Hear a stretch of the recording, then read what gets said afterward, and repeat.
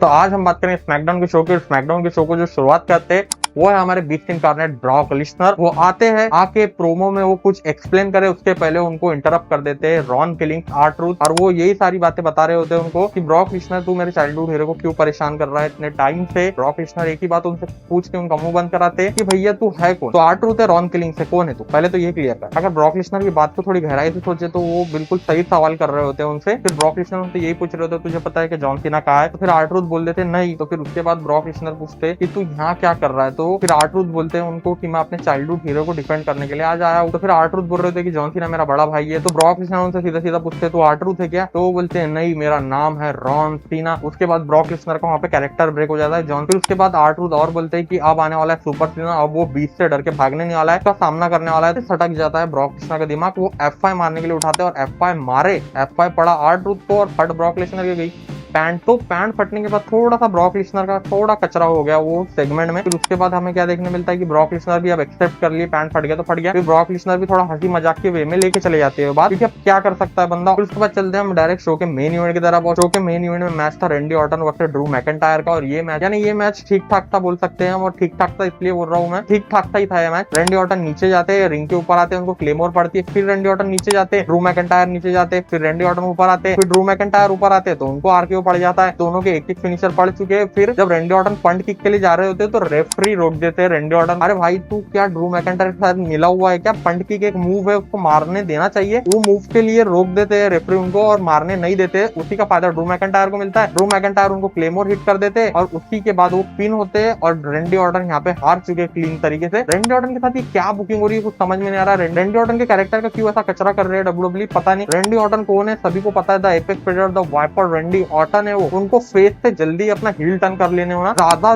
जरूरत लग रही है उनका। फिर उसके बाद हमें देखने मिलता है कि ड्रू मैकिंटायर उनको बजाए जा रहे हैं। फिर हमारे अनडिस्प्यूटेड चैंपियन का रिटर्न हो जाता है और वो आके ड्रू मैकिंटायर को बजाने लगा और फिर उसके बाद शो चल जाता है। और फिर